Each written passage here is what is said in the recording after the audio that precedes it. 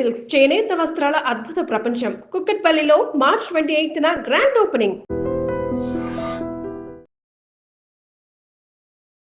జూబ్లీహిల్స్ మాజీ ఎమ్మెల్యే దివంగత మాగంటి గోపీనాథ్ ఇంట విషాదాలు వెంటాడుతూనే ఉన్నాయి. ఆదివారం రోజు రాత్రి సరిగ్గా 8 గంటల సమయంలో ప్రమాదం జరిగింది. ఆ ప్రమాదానికి గురైనటువంటి కారులో మాగంటి గోపీనాథ్ ఇద్దరు కుమార్తెలు ఉన్నారు. శంషాబాద్లో ఫ్రెండ్కి ఎయిర్పోర్ట్లో వీడ్కోలు పలుకుతూ వాళ్ళకి సెండ్ ఆఫ్ ఇచ్చి బయలుదేరినటువంటి మాగంటి గోపీనాథ్ కుమార్తెలు ఉన్నటువంటి కారు సరిగ్గా నార్సింగ్ దగ్గర తెలంగాణ పోలీసు అకాడమీ ఆ ప్రాంతంలో ఒక్కసారిగా ప్రమాదం జరిగింది.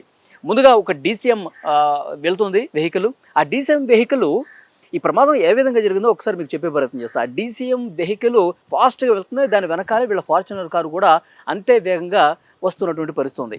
ఆ సమయంలో ఆ డీసీఎం వెహికల్కి సంబంధించినటువంటి ముందు టైర్ ఒక్కసారిగా ఊడిపోయి పక్కకు పడిపోయింది. అంత వేగంలో వెళ్తున్నటువంటి వెహికల్, దాని వెనకాలే అంతే వేగంతో వస్తున్నటువంటి ఫార్చునర్ వెహికల్, ముందు డీసీఎం చక్రం ఊడిపోవటం వల్ల దాని వేగం ఒక్కసారిగా తగ్గిపోయింది.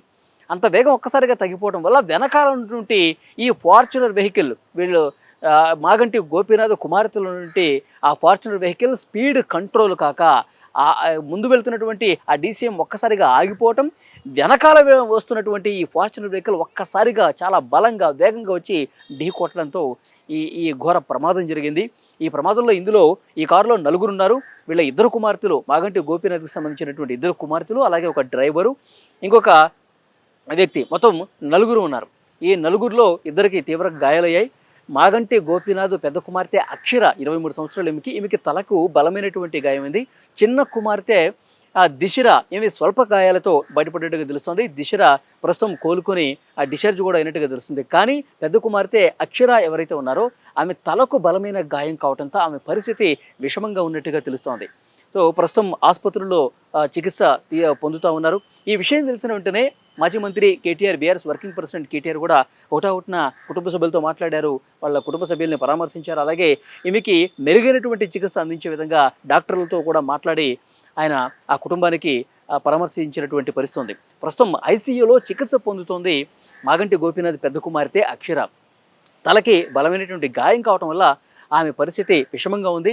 సో కోలుకుంటుందా లేదా మాగంటి గోపీనాథ్ అభిమానుల్లో కూడా తీవ్రమైనటువంటి ఆందోళన ఉన్నటువంటి పరిస్థితి ఉంది. ఎందుకంటే మాగంటి గోపీనాథ్ ఫ్యామిలీలో వరుసగా విషాదాలు, వరుసగా శోకాలు కనిపిస్తున్నటువంటి పరిస్థితి ఉంది. మనం చూసాం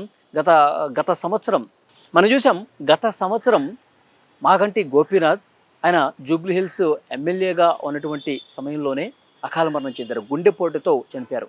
పెద్ద విషాదం. గోపీనాథ్ కుటుంబ సభ్యులతో పాటు వారి అభిమానులు, జూబ్లీహిల్స్ నియోజకవర్గంలో ఉన్నటువంటి ఆయన మద్దతుదారులు, ముఖ్యంగా బీఆర్ఎస్ పార్టీకి సంబంధించిన కార్యకర్తలు అందరూ కూడా ఒక్కసారిగా షాక్ అయిపోయారు. తర్వాత ఆ షాక్ నుంచి మెల్లమెల్లగా కోలుకుంటున్నటువంటి సమయంలో జూబ్లీహిల్స్ ఎలక్షన్స్ రావటం, ఎలక్షన్స్లో వారి సతీమణి నిలబడటం, ఆమె కూడా ఈ నియోజకవర్గంలో ఓటమి పాలు కావటం, ఆ ఎన్నికల సమయంలో కూడా కుటుంబంలో వచ్చినటువంటి ఈ గొడవలు, సో గోపీనాథ్ మొదటి భార్య అలాగే ప్రస్తుతం ఉన్నటువంటి భార్య, ఈ రెండు కుటుంబాలు గొడవ పడటం, విమర్శలు ప్రతి విమర్శలు చేసుకోవటం, ఇదంతా మనం చూసాం.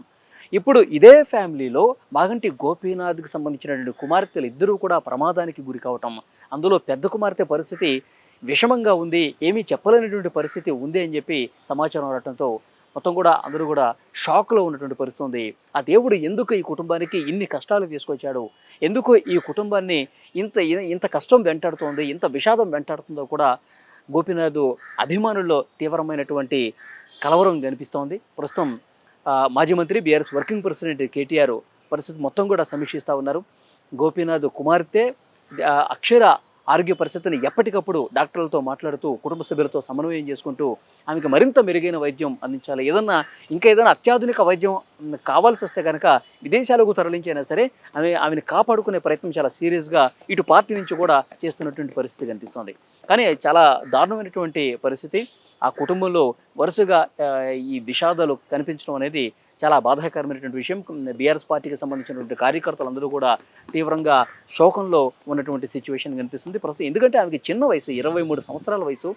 ఈ వయసులోనే ఇంత ఘోర ప్రమాదానికి గురి కావటం, ప్రస్తుతం ఐసీయూలో తలకి బలమైనటువంటి గాయం కావడంతో ఐసీయూలో చికిత్స పొందటం, ఈ పరిస్థితి అంతా చూస్తే సో వారి తల్లి కావచ్చు, ఆ కుటుంబ సభ్యులే కాదు, మొత్తం వారితో అనుబంధం ఉన్న ప్రతి ఒక్కరూ కూడా చాలా బాధకి గురవుతున్నటువంటి పరిస్థితి. ఆమె వెంటనే మెరుగైన చికిత్స అందించి ఆమె వెంటనే కూడా కోలుకోవాలి, మళ్ళీ సాధారణ జీవితం గడపాలి అని చెప్పి ప్రతి ఒక్కరూ కూడా కోరుకుంటున్న పరిస్థితి.